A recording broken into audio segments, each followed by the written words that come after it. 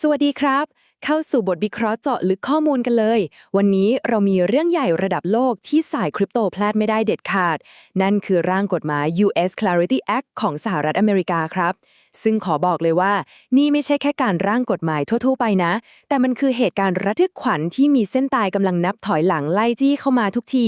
และมีผลกระทบสั่นสะเทือนวงการคริปโตอย่างมหาศาล โดยเฉพาะโปรเจกต์ระดับโลกอย่าง Pi Network ด้วย เรากำลังพูดถึงการเดิมพันครั้งสำคัญครับที่มีทั้งเรื่องของภูมิรัฐศาสตร์การต่อรองทางการเมืองสุดเข้มข้นและอนาคตของนวัตกรรมบล็อกเชนรวมอยู่ด้วยกันทั้งหมดเลยเอาละครับ เรามาเจาะลึกเรื่องนี้กันเลย เราจะคุยกันใน 4 ประเด็นหลักๆ 1. กฎหมาย Clarity Act และเส้นตาย 2. ข้อพิพาททางการเมืองและจริยธรรม 3. คณิตศาสตร์ของ 60 เสียง และ 4. ผลกระทบต่อ Pi Network เราจะไล่เรียงกันไปตั้งแต่ภาพกว้างระดับมหาภาคอย่างการเมืองในวุฒิสภาสหรัฐ แล้วเจาะลึกลงไปจนถึงระดับจุลภาค ว่าร่างกฎหมายฉบับนี้มันจะไปกำหนดทิศทางของสินทรัพย์ดิจิทัลได้อย่างไร ส่วนที่ 1. กฎหมาย Clarity Act และเส้นตายเวลาที่กำลังนับถอยหลังประเด็นแรกเลยเราต้องมาดูกันถึงความเร่งด่วนขั้นสุดยอดที่กำลังเกิดขึ้นในสภาสหรัฐกันก่อนครับเพราะตอนนี้เวลากำลังจะหมดลงแล้วจริงๆคือแบบนี้ครับจากข้อมูลร่างกฎหมายฉบับนี้ผ่านความเห็นชอบจากสภาผู้แทนราษฎรมาแล้วเมื่อเดือนก่อนตอนนี้สมรภูมิมันเลยย้ายมาอยู่ที่วุฒิสภาแต่ไฮไลท์ที่ทำให้ทุกคนต้องนั่งไม่ติดก็คือวันที่ 7 สิงหาคมครับนี่คือเส้นตายสำคัญเลยเพราะหลังจากวันนั้นรัฐสภาสหรัฐจะปิดสมัยประชุมหรือพูดง่ายๆก็คือหยุดยาวนั่นแหละพอนักการเมืองต้องกลับพื้นที่ไปโฟกัสเรื่องหาเสียงโมเมนตัมในการผลักดันกฎหมายนี้ก็จะหายวับไปเลยทำให้ผ่านก่อน 7 สิงหาทุกอย่างก็จะสะดุดหยุดกึกทันทีครับแล้วถ้าพลาดเส้นตายนี้ไปล่ะตัวเลขปี 2027 บนหน้าจอเนี่ยแหละครับคือคำตอบข้อมูลระบุว่าถ้ารอบนี้ไม่ทันร่างกฎหมายอาจจะถูกเตะถ่วงเลื่อนยาวไปถึงปี 2027 เลย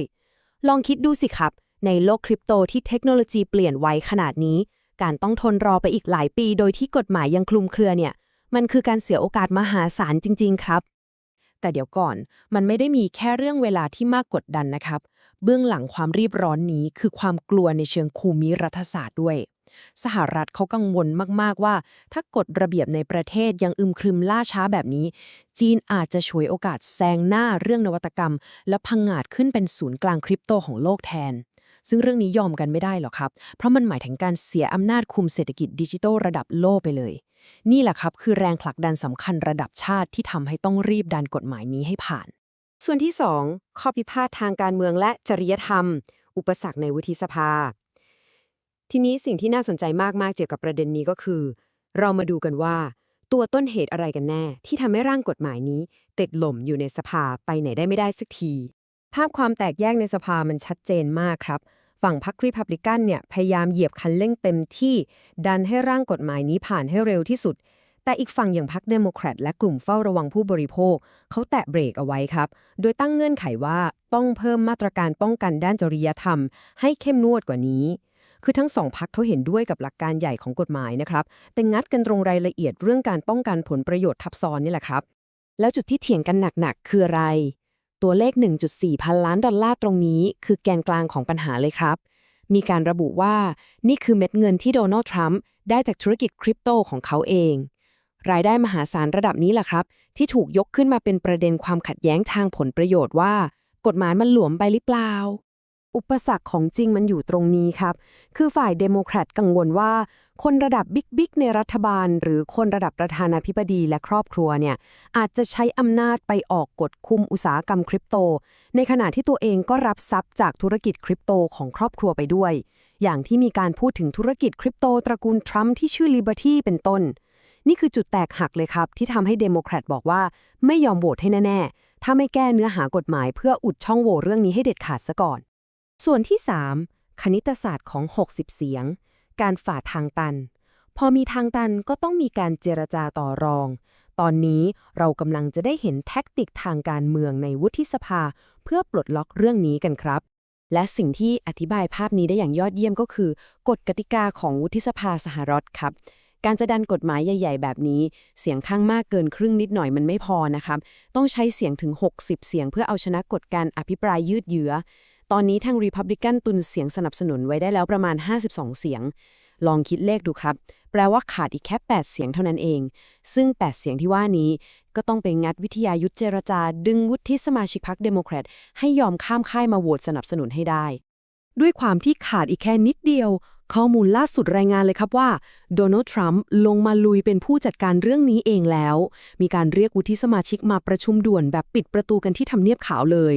เป้าหมายก็คือการเจรจาต่อรองขั้นเด็ดขาดเพื่อหาข้อสรุปเรื่องข้อความด้านจริยธรรมที่เถียงกันอยู่และกวาดเสียงสนับสนุนให้ครบ60เสียงให้ทันก่อนที่สภาจะหมดเวลาครับจากการเดินเกมเจรจารุกหนักแบบนี้ตอนนี้บรรยากาศมันดูมีความหวังขึ้นมาเยอะเลยครับอย่างที่เห็นจากคำสัมภาษณ์ของแพลตฟอร์ม Big Bum อย่าง Coinbase รวมถึงประธาน CFTC เองก็ออกมาประสานเสียงกันว่าถ้าดีลคะแนนเสียงโหวตจบเมื่อไหร่ร่างกฎหมายนี้ก็คือ perfect จนเรียกได้ว่าเตรียมพร้อมใช้งานจริงและรอเซ็นบังคับใช้เป็นกฎหมายได้ทันทีเลยครับส่วนที่ 4 ผลกระทบต่อ Pi Network จากภาพรวมสู่ระดับย่อยเรามาดูกันต่อครับว่าเรื่องนี้จะต่อยอดไปสู่อะไรจากเกมการเมืองระดับชาติเรามาซูมเข้ามาดูใกล้ๆกันว่าทำไมกฎหมายของอเมริกาฉบับนี้ถึงสะเทือนมาถึงโปรเจกต์ระดับโลกอย่าง Pi Network ได้ตารางนี้จะให้ภาพการเปลี่ยนแปลงครั้งมโหฬารเลยครับคือบริษัทแม่ของ Pi Network ที่ชื่อ Social Chain Inc. เนี่ยเขาจดทะเบียนในรัฐแคลิฟอร์เนียใช่ไหมครับก็เลยต้องอยู่ใต้กฎหมายสหรัฐเต็มๆตอนนี้คริปโตส่วนใหญ่มักจะโดนกลต.สหรัฐหรือ SEC คุมอยู่ซึ่งใครๆก็รู้ว่ากฎเกณฑ์เข้มงวดซับซ้อนมากแต่ถ้า Clarity Act ผ่านคริปโตที่เป็น Blockchain Layer 1ซึ่งก็คือโครงสร้างพื้นฐานหลักที่ทำงานได้เองอย่าง Pi Network จะถูกโอนไปอยู่ใต้การกำกับดูแลของ CFTC แทนซึ่งถือว่าเป็นการเปลี่ยนเกมเลยครับเพราะ CFTC เขาเอื้ออำนวยและเปิดกว้างต่อการพัฒนานวัตกรรมมากกว่าอย่างเห็นได้ชัดดังนั้นประเด็นสำคัญเลยก็คือกฎหมายใหม่นี้มันเข้าทางสิ่งที่ Pi Network ทำมาตลอดเลยครับทาง Pi เขาเตรียมพร้อมล่วงหน้ามาอย่างดี ทั้งการทำระบบ KYC ยืนยันตัวตนลูกค้าแบบเข้มๆเพื่อให้รู้ว่าใครเป็นคนใช้จริงแถมยันยึดมั่นทำตามกฎหมายต่อต้านการฟอกเงินหรือ AML แบบเป๊ะๆอีกด้วยพอรวมกับความเป็นโปรเจกต์แบบกระจายศูนย์ก็เลยทำให้ Pi Network มีสเปคที่ผ่านเกณฑ์ของร่างกฎหมาย Clarity Act ในแง่ที่ควรจะได้รับการสนับสนุนอย่างครบถ้วนเลยครับ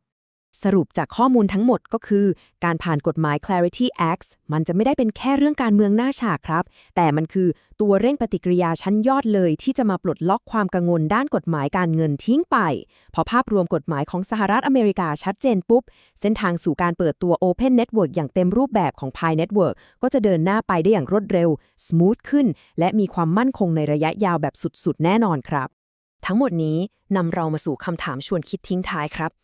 ในเมื่อเทคโนโลยีแบบกระจายศูนย์มันถูกสร้างขึ้นมาเพื่อทลายอำนาจการควบคุมแบบเดิมๆการที่รัฐบาลพยายามออกกฎระเบียบที่เข้มงวดขึ้นมาครอบคลุมเนี่ยท้ายที่สุดแล้วมันจะช่วยปกป้องและผลักดันนวัตกรรมให้เติบโตได้จริงๆหรือว่ามันจะเป็นแค่เครื่องมือที่ถูกฉุดรั้งให้ช้าลงเพราะผลประโยชน์และเกมการเมืองกันแน่น่าคิดใช่ไหมล่ะครับเป็นพัฒนาการที่เราทุกคนต้องเกาะติดกันต่อไปยาวๆเลยครับเป็นยังไงกันบ้างครับทุกคนมีความเห็นอย่างไรคอมเมนต์ใต้คลิปแบบจัดเต็มได้เลย ผมจะเข้าไปตอบด้วยตัวเองครับ หากเห็นว่ามีประโยชน์อย่าลืมกดไลค์ กดติดตามช่องอ่อง Channel และแชร์ไปให้เพื่อนๆกันด้วยนะครับ ขอฝากเพจ Facebook อ่องจิปาถะอ่อง Everything ไว้อีกช่องทางด้วย อ๋อ หากพี่น้องต้องการเข้าห้อง PiBot Academy เพื่อเรียนรู้ทุกขั้นตอนการสมัครและการ KYC ให้กดดูเพิ่มเติมแล้วเลื่อนดูลิงก์เข้าห้องได้เลยครับ สำหรับวันนี้ผมขอลาไปก่อน สวัสดีครับ